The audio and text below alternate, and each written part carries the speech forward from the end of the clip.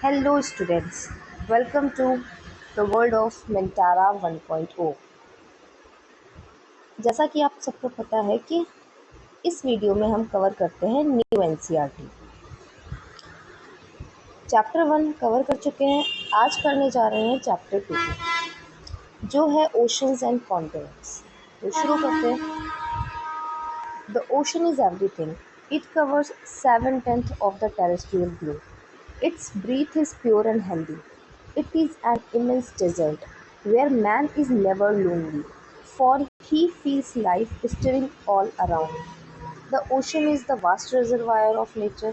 The globe began with the ocean, so to speak, and who knows if it will not end with it. Ocean सब कुछ है।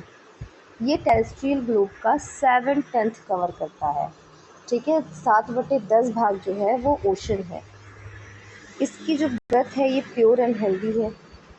एक immense desert है ये, जहाँ पर जो इंसान है ना वो अकेला नहीं है, वहाँ इसको हर जगह लाइफ दिखती है। ओशन जो है वो वास्ट रिजर्वायर है नेचर का। ग्लोब शुरू हुआ है ओशन से, लेकिन ख़त्म होगा ऐसा नहीं कह सकते हैं कि ओशन से ही ये ख़त्म होगा। ये किसके वर्ड से? ये है जूल्स वर्ने के। ठीक, फिर इस चैप्टर में हम डील किन किन क्वेश्चंस से करेंगे। तो हमारे पास बिग क्वेश्चंस हैं कि what are oceans and continents. Oceans and continents क्या हैं, इनके नाम क्या है, what are their names and their distribution, इसका डिस्ट्रीब्यूशन कैसे है। In what ways do oceans and continents impact life on earth including human life. तो कैसे ओशन और कॉन्टिनेंट जो है वो अर्थ पे रहने वाली लाइफ जो है इसको इम्पैक्ट करते हैं, किस तरीके से इम्पैक्ट करते हैं, स्पेशली ह्यूमन लाइफ को, है ना। ह्यूमन लाइफ भी हम देखेंगे कैसे इम्पैक्ट होती है ओशन और कॉन्टिनेंट्स से। ठीक है, यहाँ पे एक अर्थ की पिक्चर दी हुई है, स्पेस से लिया गया है इसको, इसे लूनर रिकॉनेसेंस ऑर्बिटर से लिया गया है इसको। एक पिक्चर है अर्थ की, ठीक, जो कि सेंटर्ड है कहाँ पे, पैसिफिक ओशन में। एंड अफ्रीका इसके हमारे लेफ्ट में दिख रहा है ना। ऊपर देखे तो ये रहा इंडिया दिख रहा है एंड पार्ट्स ऑफ एशिया दिख रहा है। फिर इधर राइट में देखे तो ऑस्ट्रेलिया दिख रहा है, बॉटम में अंटार्कटिका है इसके।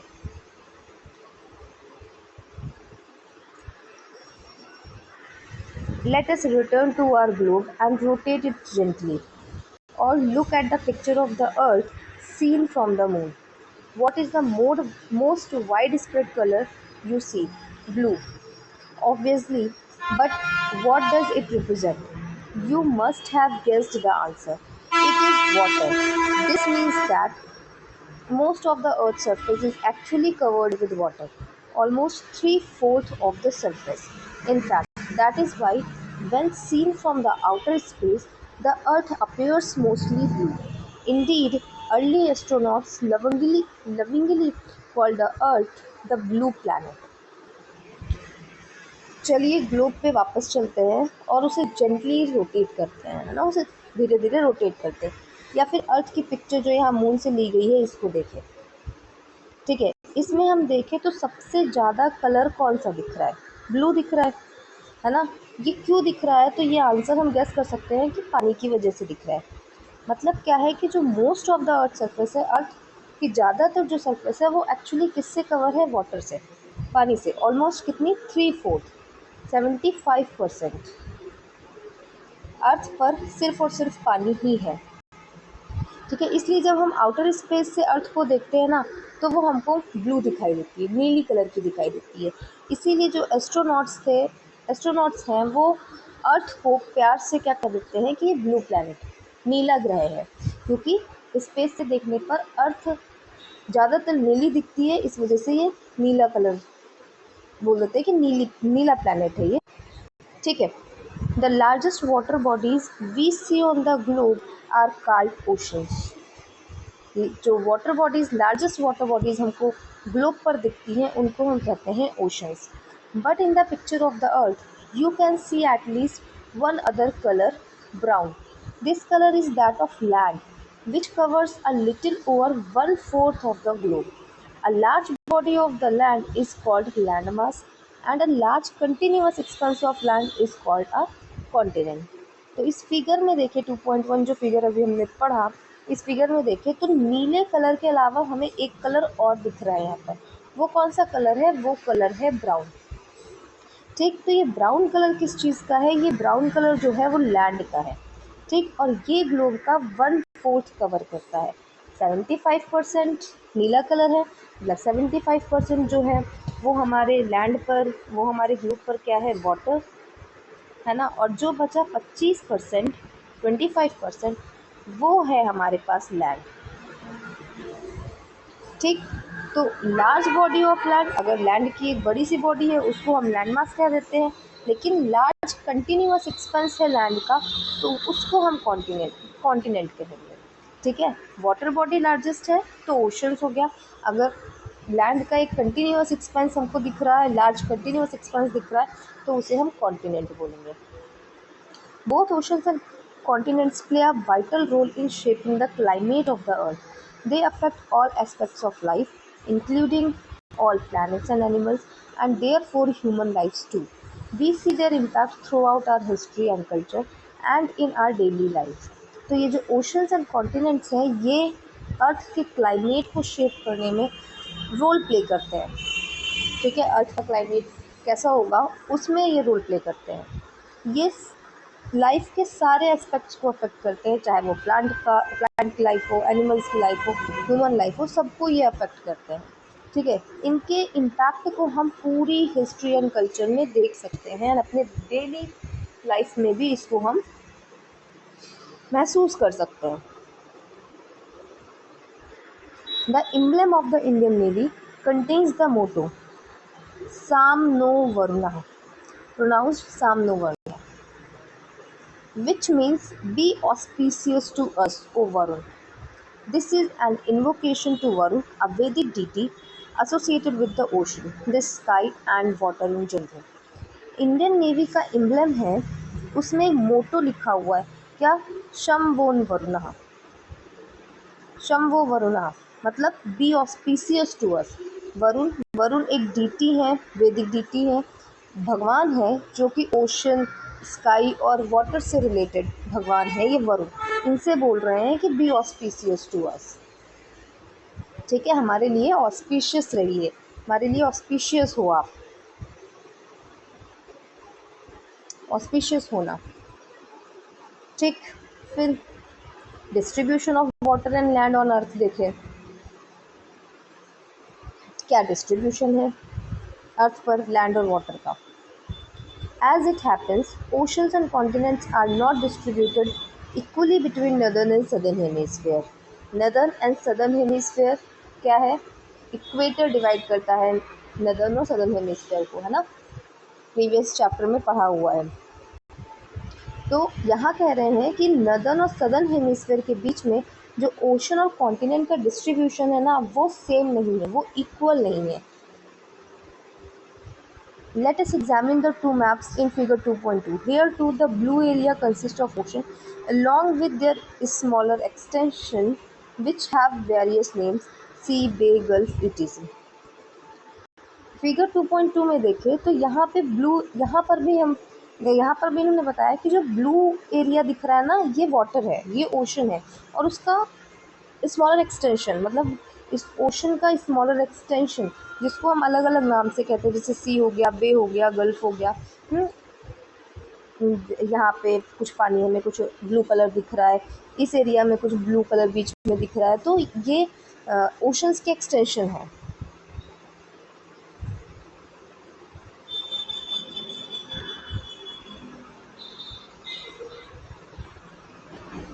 ओशन लाइफ, यहाँ पे पिक्चर्स दी हुई है कि ओशन के अंदर कौन कौन सी लाइफ मिलती है, जैसे कोरल रीफ मिलता है ना, एक स्टार फिश का डायग्राम बना हुआ है जो ओशन के अंदर मिलती है। फिर यहाँ पे शार्क है, डॉल्फिन है, वेरियस टाइप ऑफ फिशेस मिलती हैं हमको ओशन के अंदर, फ्लोरा फौना सब कुछ ओशन के अंदर मिलता है, एल्गी मिलता है।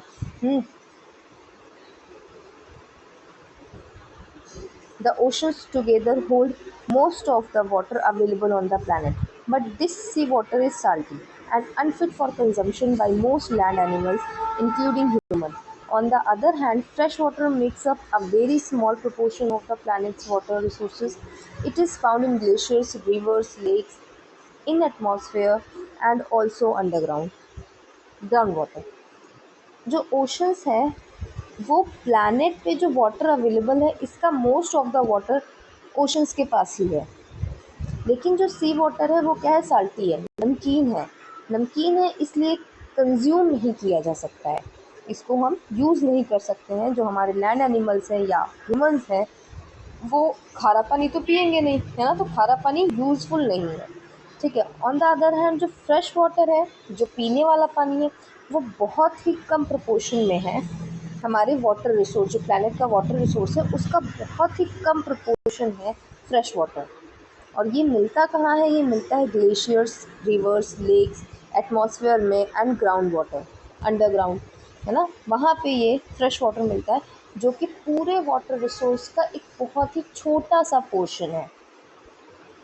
ठीक, मोस्ट ऑफ द वाटर कहाँ पर है, तो most of the water oceans में ही है, लेकिन वो अनफिट फॉर कंजम्पशन है।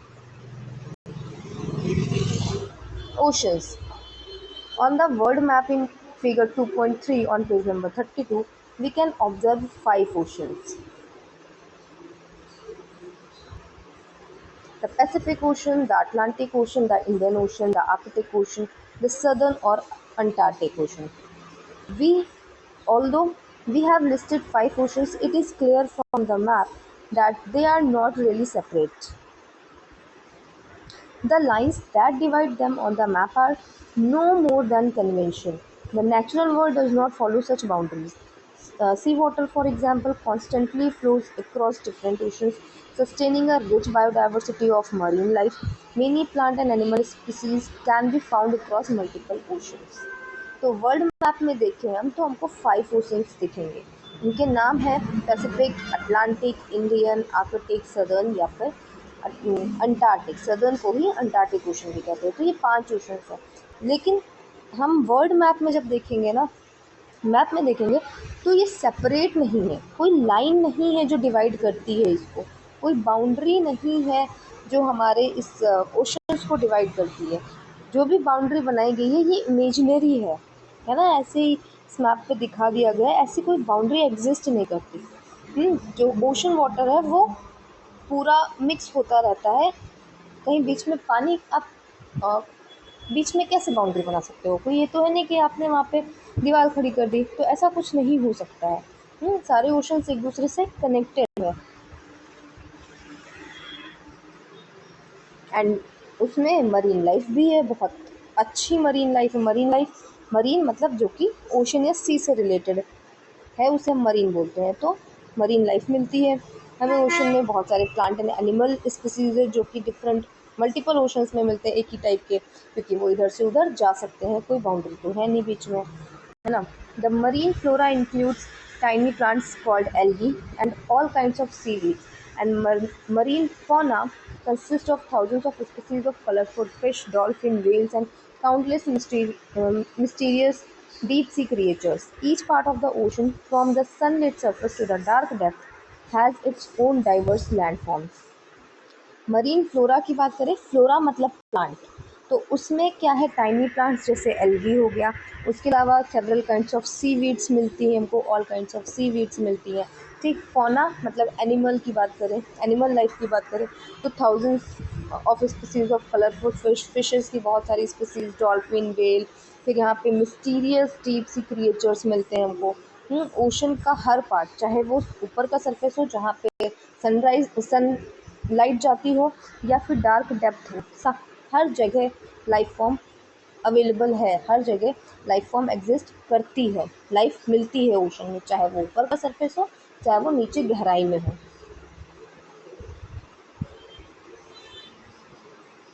जैसे यहाँ हम देखें अपने मैप में तो पैसिफिक ओशन ये रहा, है ना, फिर Atlantic Ocean, then Indian Ocean, then Arctic Ocean and then Southern Ocean, है ना, ये 5 ओशन है। एंड यही सीक्वेंस है इसका, लार्जेस्ट टू स्मॉलेस्ट, सबसे बड़ा पैसिफिक, फिर Atlantic, then Indian, then Arctic and then Southern. It is visible on the map that the Pacific Ocean is the largest of all. Following the Atlantic Ocean, the Indian Ocean is the third largest. Sorry, Southern Ocean is the fourth one, and smallest one is Arctic Ocean. I'm sorry. This is the first, this is second, this is third, this is fourth and this is five. ठीक है, southern fourth number पे है, Arctic ocean सबसे छोटा है. I am sorry, है ना, मैंने सॉरी उसके लिए.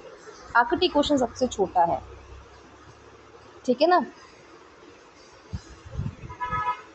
As the map of oceans makes clear, the main limits of the Indian Ocean are Asia to the north, Africa to the west, and Australia to the east, apart from the Southern Ocean in the south. On either side of India, we find two parts of Indian Ocean, Arabian Sea to the west and Bay of Bengal to the east. यहाँ पे Indian ocean की बात करें तो Indian ocean की main limits देखें तो Indian ocean कहाँ पे है मैप में, ये रहा. इसके नॉर्थ में क्या है, एशिया है. वेस्ट में क्या है, अफ्रीका है. ईस्ट में ऑस्ट्रेलिया है. एंड साउथ में देखें तो सदर्न ओशन इसकी बाउंड्री बना रहा है ना. एंड जो इंडिया के दोनों साइड इंडियन ओशन का एक्सटेंशन है उसको हम अरेबियन सी और बे ऑफ, एक साइड अरेबियन सी और दूसरी साइड बे ऑफ बंगाल है. वेस्ट में अरेबियन सी और ईस्ट में बे ऑफ बंगाल है. ये इंडियन ओशन का एक्सटेंशन है towards India.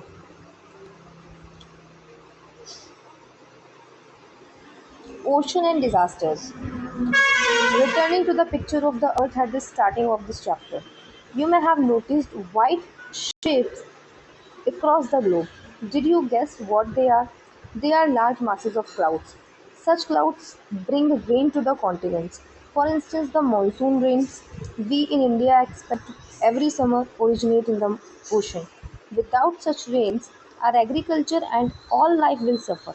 But oceans often also give rise to storms, violent events with extreme rainfall and very strong winds, such as cyclones, which can cause widespread damage to coastal regions of the world. Oceans and disaster. अब हम देखें, जो हमने शुरुआत में अर्थ की picture देखी थी उसमें हमें एक तो ब्लू कलर दिख रहा था, दूसरा ब्राउन कलर दिख रहा था, तीसरी चीज़ एक और दिख रही थी, वाइट शेप्स दिख रहे थे अक्रॉस द ग्लोब. चलिए देख लेते हैं एक बार कहाँ दिख रहे हैं ये वाइट शेप्स. ये देखो, है ना, ये वाइट शेप्स दिख रहे हैं. ये क्या है, ये है क्लाउड्स. ये क्या है, लार्ज मासेस ऑफ क्लाउड्स हैं. ये क्लाउड्स जो हैं ये कॉन्टिनेंट पे बारिश करवाते हैं. जैसे हमारे इंडिया में मॉनसून रेन है ना, मॉनसून के टाइम पे जो बारिश होती है हर समर में, अगर ये ना हो तो एग्रीकल्चर है, लाइफ है, वो पूरी सफ़र कर जाएगी. जैसे हम कहते हैं ना, इंडिया जो है एग्रीकल्चर पर डिपेंड करता है, और एग्रीकल्चर किस पर डिपेंड करता है, मॉनसून पर. अगर बारिश नहीं हुई तो एग्रीकल्चर भी अफेक्ट, एग्रीकल्चर अफेक्ट तो लाइफ अफेक्ट, है ना. लेकिन ओशंस जो हैं वो डिज़ास्टर बन जाते हैं कब, जब वो बहुत बड़े बड़े स्टॉर्म्स को राइज करते हैं. वायलेंट इवेंट है ये, जिसमें बहुत ज़्यादा रेनफॉल होगी, बहुत ही स्ट्रॉन्ग विंड चलेंगी जिनको हम साइक्लोन कहेंगे, है ना. बहुत ही तेज़ हवाएं चल रही होगी, बहुत ज़्यादा बारिश हो रही होगी. तो यही ओशन से ही जनरेट हो जाते हैं, ओशन से ही ये स्टॉर्म्स जो हैं ये उठते हैं. ठीक, जिनको हम साइक्लोन्स कहते हैं. जैसे साइक्लोन हो गया जो कि कोस्टल रीजन को फिर डैमेज करते हैं, है ना. तो ओशन अच्छा है, एक तो रेनफॉल लाता है, दूसरा डैमेज भी करता है, क्योंकि जब बहुत ही ज़्यादा बारिश हो जाएगी, बहुत तेज हवा चलेंगी, साइक्लोन्स आएंगे तो फिर अफेक्ट भी होगी, लाइफ अफेक्ट भी होगी. A tsunami is another natural disaster that originates in the ocean. It is a huge and powerful wave, generally caused by a strong earthquake or a volcanic eruption at the bottom of the ocean. Tsunami can travel thousands of kilometers and submerge coastal areas, causing widespread damage. तो एक तो जैसे cyclone हो गया, वो भी ocean में ही generate होता है. दूसरा सुनामी, ये भी एक नेचुरल डिज़ास्टर है जो ओशन में ही जनरेट होता है ना, ओरिजिनेट होता है. ये कैसे होता है, कोई ओशन के अंदर या तो अर्थक्वेक आ गया या तो वॉल्केनिक करप्शन आ गया, उससे पावरफुल वेव्स जनरेट हो जाती हैं.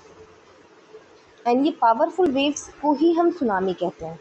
ठीक, जो कि थाउजेंड्स ऑफ किलोमीटर ट्रैवल कर सकती हैं और कोस्टल एरिया को पूरा सबमर्ज कर सकती हैं, पूरा डुबा सकती हैं, है ना, जिससे फिर वाइड स्प्रेड डैमेज होगा। On 26 December 2004, India and another 13 countries around the Indian Ocean were struck by a powerful tsunami caused by an earthquake in Indonesia. More than 2 lakh people lost their lives. In India, the Andaman and Nicobar Islands and the coast of Tamil Nadu and Kerala were severely affected and suffered much damage and loss of life. जैसे यहाँ इन्होंने एक tsunami की बात की जो कि आई थी 26 दिसंबर 2004 को। इंडिया और 13 कंट्री आसपास के थे वहाँ पर। क्यों आई? इंडोनेशिया में एक अर्थक्वेक आया जिसकी वजह से ये सुनामी आई और इस सुनामी से मतलब मोर देन 2 लाख पीपल की डेथ हुई, उन्होंने अपनी लाइफ गंवा दी। इंडिया में अंडमान निकोबार आइलैंड, उसके अलावा केरला, तमिलनाडु, इन कोस्ट को अफेक्ट हुआ, ये कोस्ट अफेक्ट हुए, है ना, यहाँ पे लाइफ एंड प्रॉपर्टी का डैमेज हुआ। Such tsunamis are rare but very destructive. Luckily, they can often be detected before they hit a coast. Many countries collaborate in such early warning system.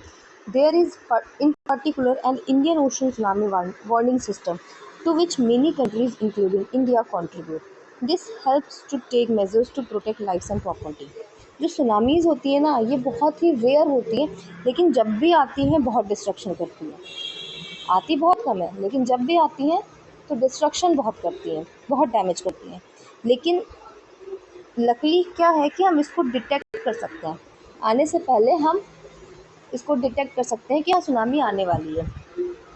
तो इसीलिए countries ने collaborate किया और early warning system बनाए। जैसे India का Indian ocean tsunami warning system है, जिसमें इंडिया है और भी कंट्रीज़ हैं। ये हेल्प करती हैं, सुनामी आने वाली पहले से डिटेक्ट हो गया तो वहाँ से लोगों को हटा दिया गया, ऐसे लाइफ एंड प्रॉपर्टी को प्रोटेक्ट किया जा सकता है।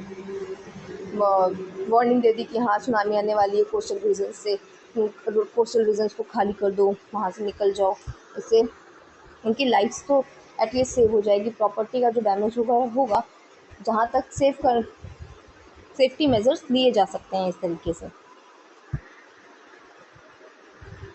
कोई भी अगर डिस्ट्रक्शन, अगर कुछ भी होने वाला है, ये पता चल जाए कि हाँ होने वाला है, तो हम अपनी तरफ से कोशिश करके उससे निपट सकते हैं ना। बस इसीलिए ये थोड़ा सा लकी है कि चलो सुनामी हम डिटेक्ट कर सकते हैं। Events that lead to loss of life and property are handled under disaster management. India has its own National Disaster Management Authority to deal with all kinds of disaster. अब ये events जो कि life and property को damage करते हैं वो handle किए जाते हैं डिज़ास्टर मैनेजमेंट के अंदर। ठीक, तो इंडिया का अपना नेशनल डिज़ास्टर मैनेजमेंट अथॉरिटी है जो कि इन सब डिज़ास्टर से डील करती है। अब आते हैं कॉन्टिनेंट्स पर। Continents are visible on the map of oceans. How many can you count? The answer is not so simple as they can be counted in several ways. Depending on our choice, we may list any number of continents between 4 and 7. Here is why. देखो, जो ocean वाला map दिखा था ना, उसमें हमको continents भी दिखे थे। ये देखो, north America, South America, Eurasia, Africa, Australia, Antarctica. अब इसके नंबर्स कितने हैं? 3 हैं, 4 हैं, 5 हैं, 7, कितने हैं वो डिपेंड करता है हम इसको कैसे काउंट कर रहे हैं।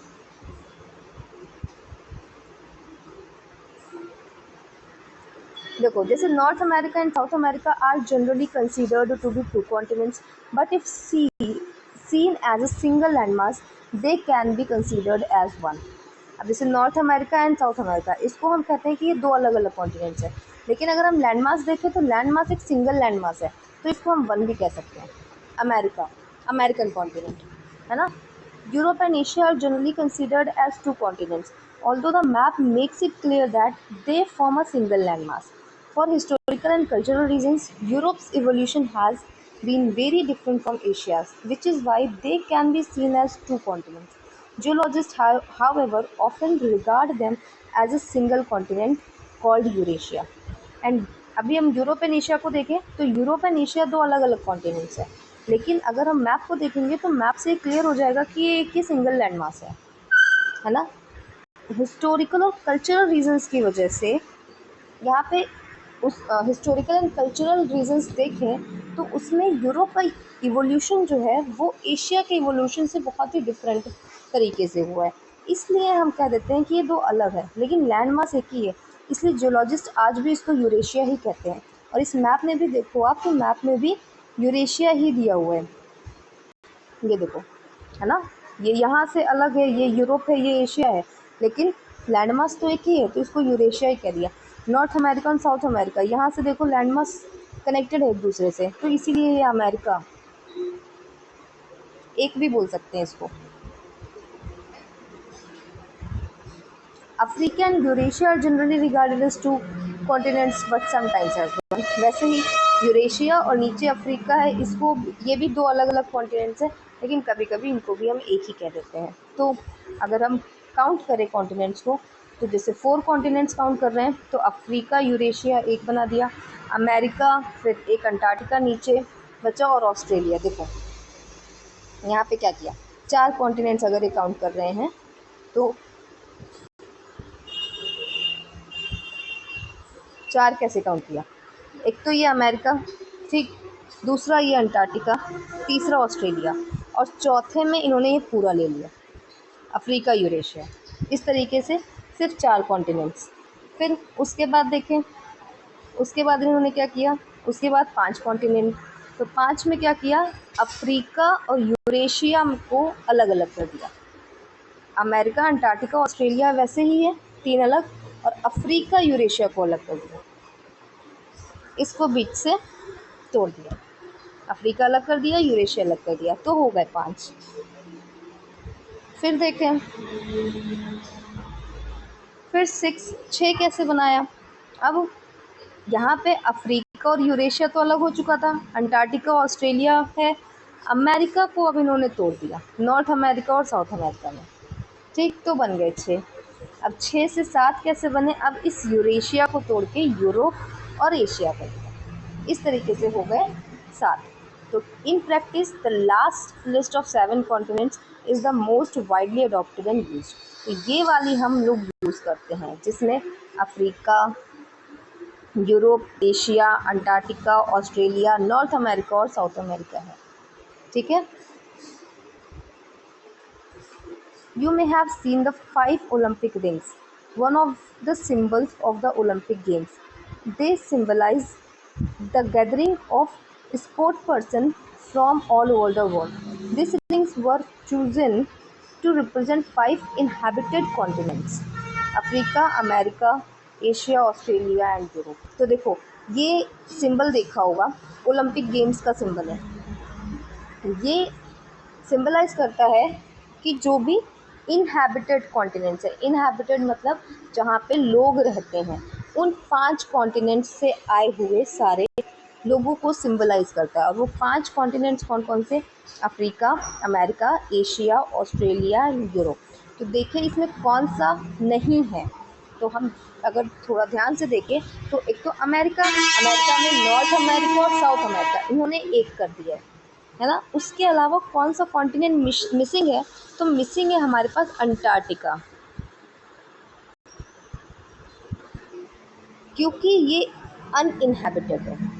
अनइनहैबिटेड का मतलब यहाँ पे रहने लायक कंडीशंस नहीं है, बहुत ही हार्श क्लाइमेट है यहाँ का, जिसकी वजह से यहाँ पर लोग नहीं रहते।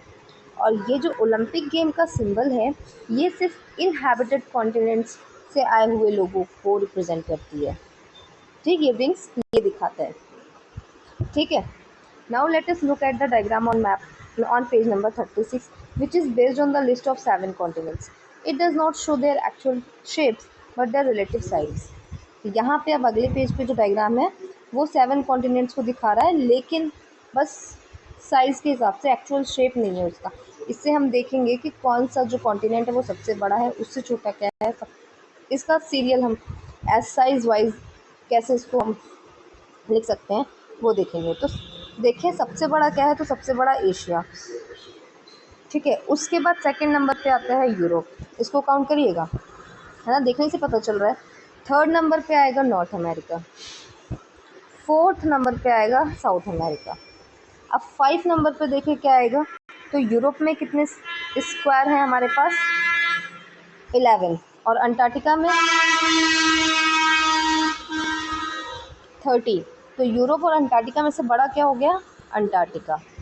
ठीक है, उसके बाद आएगा यूरोप, और सबसे छोटा कॉन्टिनेंट है ऑस्ट्रेलिया। ठीक है, तो यहाँ पे स्मॉलेस्ट टू लार्जेस्ट लिखना है, तो देखिए सबसे छोटा ऑस्ट्रेलिया, फिर यूरोप, फिर Antarctica, South America, North America, Africa and Asia, smallest to largest. और लार्जेस्ट टू स्मॉलेस्ट लिखना है तो Asia, Africa, North America, South America, Antarctica, Europe and Australia. अब बात करते हैं आइलैंड्स की।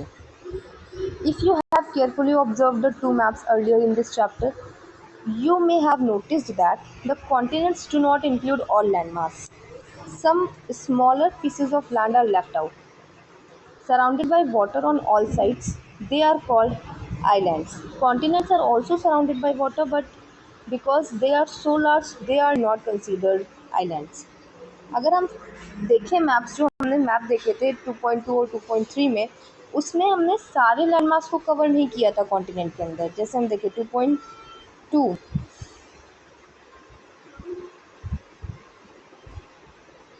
वेयर इज 2.2, 2.3, ये लो। ठीक है, तो यहाँ पे हमने सारे लैंड मास को कवर नहीं किया, ये मेजर कवर कर लिया, ये छोटे छोटे जो लैंड मासेस दिख रहे हैं, ये लैंड मास दिख रहा है, इसको कवर नहीं किया। और ये जो है ना, इन्हीं को हम कहेंगे आइलैंड। ये दोनों सारी तरफ से, दोनों नहीं, सारी तरफ से वाटर से सराउंडेड है। वैसे ओशंस भी वाटर, सॉरी कॉन्टिनेंट्स भी वाटर से ही सराउंडेड है, लेकिन वो बहुत बड़े लैंड मास है, इसलिए उनको कॉन्टिनेंट कह दिया। और जो छोटे लैंड मास बच गए हैं, इधर उधर हैं पीसेज ऑफ लैंड, उनको हम कहेंगे आइलैंड्स। ठीक है, there are lakhs of islands on the planet of very different size. तो यहाँ पे प्लैनेट पे बहुत सारे लैक्स ऑफ आइलैंड्स हैं, साइज भी अलग अलग है उनका। जैसे Greenland is the largest island in the world.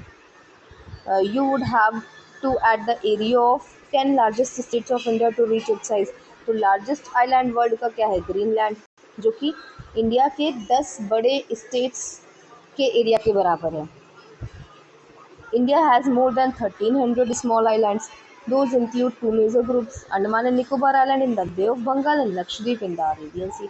तो इंडिया में 1300 स्मॉल आइलैंड्स हैं, 1300 से भी ज़्यादा, जो कि 2 ग्रुप्स में डिवाइडेड है। अंडमान निकोबार आइलैंड जो बे ऑफ बंगाल में पड़ते हैं, और लक्षद्वीप आइलैंड्स जो अरेबियन सी में पड़ते हैं। Since 1981, the Indian Antarctica program has been exploring Antarctica, a continent which is with a very cold climate and harsh environment. In 1983, India established its first scientific base station there, called Dakshin Gangotri. 2 more bases were established later. About 40 teams of Indian scientists have conducted research in this faraway region, especially on the evolution of climate and environment. The settlements where the scientists live has a library and even a post office. तो 1981 से जो Indian Antarctica programme है, वो Antarctica को explore कर रहा है। Antarctica एक ऐसा कॉन्टिनेंट जो कि बहुत ही ज़्यादा कोल्ड क्लाइमेट है, वहाँ पर बहुत ही ज़्यादा हार्श इन्वायरमेंट है, तो वहाँ इंसान नहीं रहते, लेकिन साइंटिस्ट जाते हैं उसको वहाँ स्टडी करने के लिए। ठीक है, इंडिया ने अपना पहला base station, scientific base station establish किया 1983 में, जिसका नाम है दक्षिण गंगोत्री। उसके बाद 2 और बेसिस इस्टेब्लिश किए। अबाउट 40 टीम इंडियन साइंटिस्ट की वहाँ पे रिसर्च कर रही है, वहाँ के क्लाइमेट और इन्वायरमेंट के इवोल्यूशन के ऊपर रिसर्च कर रही है। एंड जहाँ पे ये साइंटिस्ट रहते हैं, वहाँ पे लाइब्रेरी है और पोस्ट ऑफिस है। पोस्ट ऑफिस क्यों है, आप सोचो कि वहाँ से कुछ भी पोस्ट भेजना है, कनेक्ट कैसे हो इंडिया के साथ में, इसलिए पोस्ट ऑफिस है ना, एंड लाइब्रेरी है। Oceans and life. Oceans and continents are vital parts of the environment and affect most aspects of our life. even if we do not notice it. We have mentioned that oceans send rain to the continent. This is part of the Earth's water cycle, which you will further study in science. Without oceans, for instance, there would be no rainfall. The Earth would be a desert. Moreover, more than half of the world's oxygen is produced by the ocean's flora, which is why they are called planet's lung. The oceans therefore play a crucial role in regulating the climate and sustaining life on Earth. अब ocean और life कैसे connect करती है, तो oceans and continents जो है ना, वो वाइटल पार्ट है इन्वायरमेंट का, ठीक, और हमारी लाइफ के सारे एस्पेक्ट्स को, मोस्ट ऑफ द एस्पेक्ट्स को अफेक्ट करते हैं। इवन हम उसे नोटिस नहीं करते, लेकिन वो अफेक्ट कर रहे हैं हमको, ठीक है। जैसे हम देखें, जो ओशन है ना, वो कॉन्टिनेंट को रेन भेजता है, बारिश भेजता है। अभी देखा हमने ना, वो जो क्लाउड्स थे ओशन के ऊपर ही जनरेट हो रहे थे और फिर वो बारिश करवा रहे थे हमारे लैंड के ऊपर, ठीक, जो कि अर्थ के वाटर साइकिल का पार्ट है, ठीक है।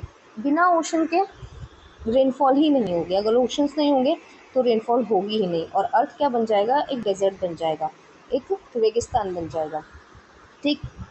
वर्ल्ड में जो ऑक्सीजन है, तो आधे से ज़्यादा ऑक्सीजन कहाँ से आ रही है, ओशन के ही फ्लोरा से आ रही है। जो ओशन के अंदर प्लांट्स है ना, वहीं से आ रही है आधे से ज़्यादा ऑक्सीजन। इसीलिए ओशंस को कहते हैं कि ये क्या है, ये प्लैनेट का लंग है। प्लैनेट का क्या है, लंग है, फेफड़े हैं ये प्लैनेट के, ठीक। मतलब ओशन जो है, ये अर्थ पे लाइफ को सस्टेन करने में, क्लाइमेट को रेगुलेट करने में क्रूशियल रोल प्ले करते हैं। Oceans have deeply impacted humanity in many other ways. From early times, people have used oceans and seas to migrate to other regions, to trade in all kinds of goods, to conduct military campaigns, and as a source of food through fishing. Oceans have also nourished the culture of coastal people all over the world. Almost all of them have tales and legends about the sea, sea gods, goddesses, sea monsters, and treasures from the sea. The ocean's danger, but also their blessings. तो oceans humanity को भी impact करते हैं बहुत तरीके से। Early time से देखें तो ओशंस एनसीज के थ्रू लोग एक जगह से दूसरी जगह जाते थे, सामान का ट्रेड करते थे, मिलिट्री कैंपेन्स करते थे, है ना। फूड का भी सोर्स है ओशन, फिशिंग के थ्रू फूड का भी सोर्स है ओशन, है ना। ओशन जो है वो कोस्टल पीपल के कल्चर को नरिश करता है।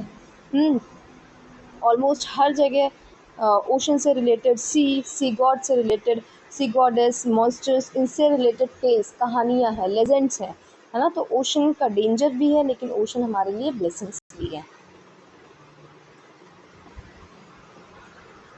The United Nations has designated 8 June as World Oceans Day to remind us all of the major role the ocean plays in everyday life. It serves as the lung of our planet, a major source of food and medicine, and a critical part of the biosphere. Scientific studies have shown how the oceans are polluted by human activity. We throw several million tons of plastic waste into the ocean every year, choking marine life. There are several other forms of pollution. As a result, the marine environment is under threat. Overfishing, excessive fishing is another cause for the decline of marine life. It is our collective responsibility to protect ocean from the future for the future of the planet and of humanity. तो UN ने 8 जून को कहा कि ये world ocean day है। 8 जून को world ocean day celebrate किया जाता है। क्यों? क्योंकि ये बताता है कि ओशन कितना ज़्यादा मेजर रोल प्ले करता है हमारी एवरीडे लाइफ में। ओशन लंग ऑफ प्लैनेट है, मेजर सोर्स है फूड एंड मेडिसिन का, बायोस्फीयर का क्रिटिकल पार्ट है, ठीक। साइंटिफिक स्टडी शो करती हैं कि कैसे ओशन जो है वो पोल्यूट हो रहा है ह्यूमन एक्टिविटी की वजह से। बहुत सारा प्लास्टिक वेस्ट हर साल ओशन में फेंका जा रहा है, मरीन लाइफ जिससे चोक हो रही है, बंद हो रही है ना। और भी अदर तरीके के पॉल्यूशंस हैं जिससे जो ओशन का इन्वायरमेंट, मरीन इन्वायरमेंट है ना, वो थ्रेट में है। ओवर फिशिंग, ज़्यादा फिशिंग करना, ये भी मरीन लाइफ के डिक्लाइन का एक कारण है। तो ये हमारी कलेक्टिव रिस्पॉन्सिबिलिटी है कि हम ओशन को प्रोटेक्ट करें अपने प्लैनेट और ह्यूमैनिटी के फ्यूचर के लिए। ठीक है, before we move on, chapter ख़त्म करने से पहले हम देख लेते हैं कि हमने क्या क्या पढ़ा चैप्टर में।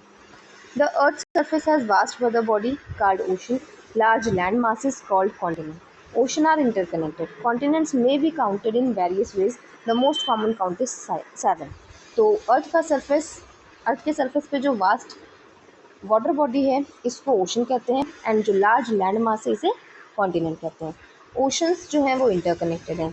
कॉन्टिनेंट को हम बहुत सारे तरीके से काउंट कर सकते हैं, मोस्ट कॉमन काउंट क्या है 7। Northern hemisphere has more land than the southern hemisphere.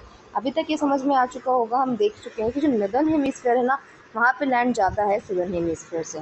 ठीक है, चलो देख लेते हैं एक बार, अगर अभी तक नोटिस नहीं किया तो अब चलो करते हैं।